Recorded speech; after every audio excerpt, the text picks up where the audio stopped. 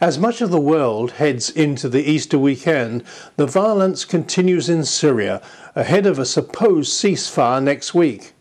The debate rolls on the future of Syria, with Russia's Foreign Minister Sergei Lavrov offering his opinion the opposition will never defeat the country's military, even if it's armed to the teeth. And the fallout from the Syrian conflict is now creating more than a little unease between two important neighbouring countries, Iran and Turkey.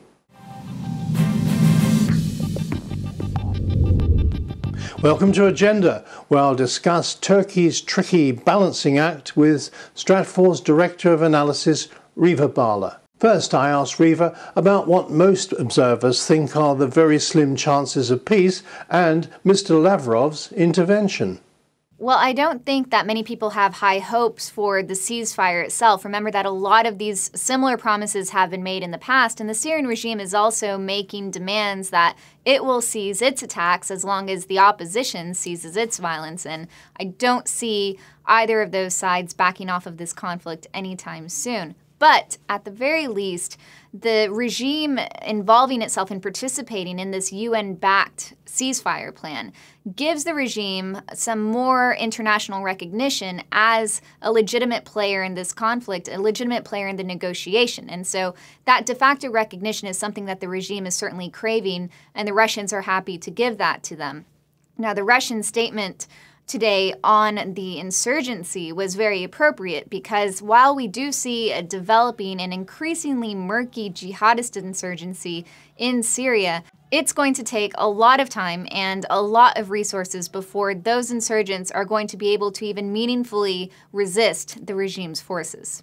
Now, Reva, two neighbours, Iran and Turkey, have a lot at stake here.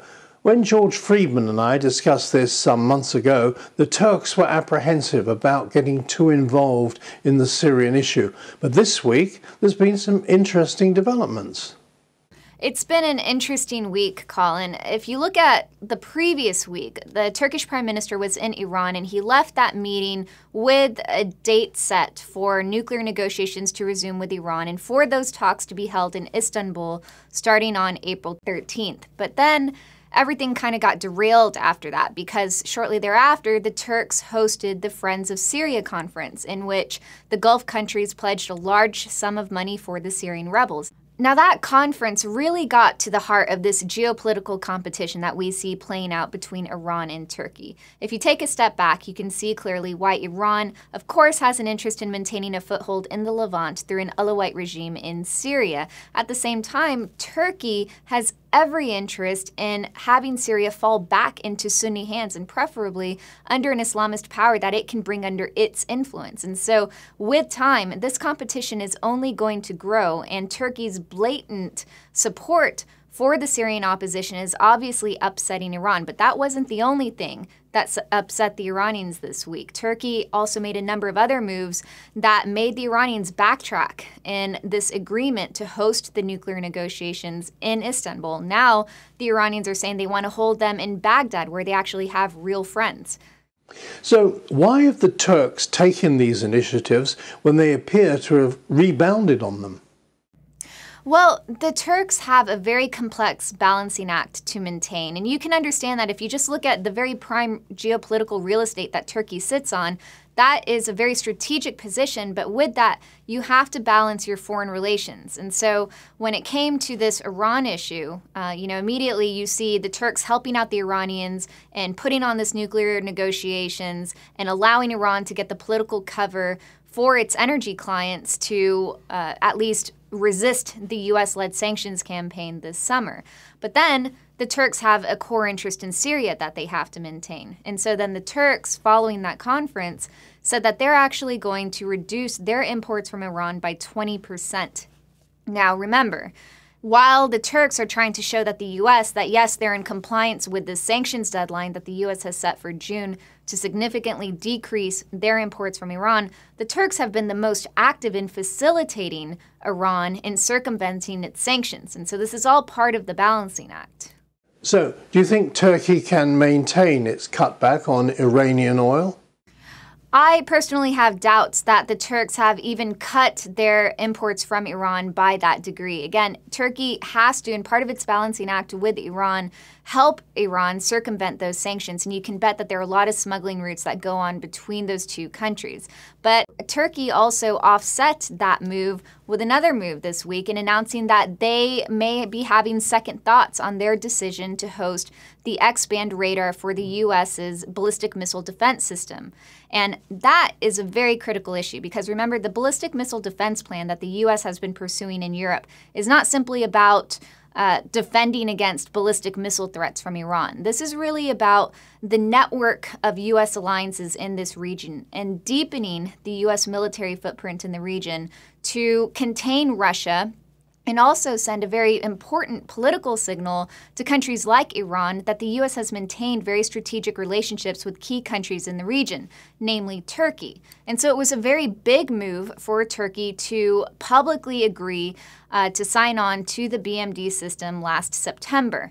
Now we see the Turks waffling a little bit because they're trying to show the Iranians, look, we can still work out a deal. Let's resume these nuclear negotiations. But the Iranians are showing their anger. Even today, the Iranian defense minister said that any country in the region that joins this project, a ballistic missile defense project in the Gulf, is implementing a U.S.-Israeli plot. It gets murkier and murkier.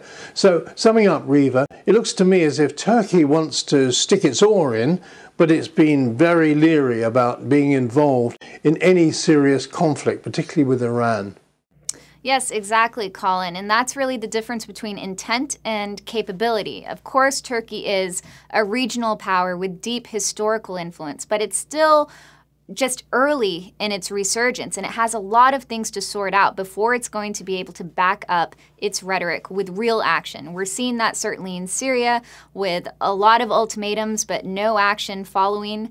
The Turks have a clear agenda in Syria, but it's not going to be achieving its goals there anytime soon. So in the meantime, it has to expend all the more effort in performing this balancing act, keeping the Iranians close, maintaining that bilateral relationship. But clearly, the regional players like Iran can see what's happening here, and they're making it a lot more difficult for Turkey to maintain that balancing act with the U.S. on one side and the Iranians on the other. And the balancing act with Washington is also very tricky. Yes, and the balancing act with the United States is really exemplified through the ballistic missile defense agreement, in which Turkey took a very calculated risk in signing on to that project and showing that, yes, it still has a very deep strategic partnership with the United States. And that makes sense for this region, especially when you think about Turkey's need to balance against Russia, but also against Iran at a time when both the Russians and the Iranians are resurging in this region. Reva, thank you very much for that analysis. Thanks for watching Agenda. Have a good weekend.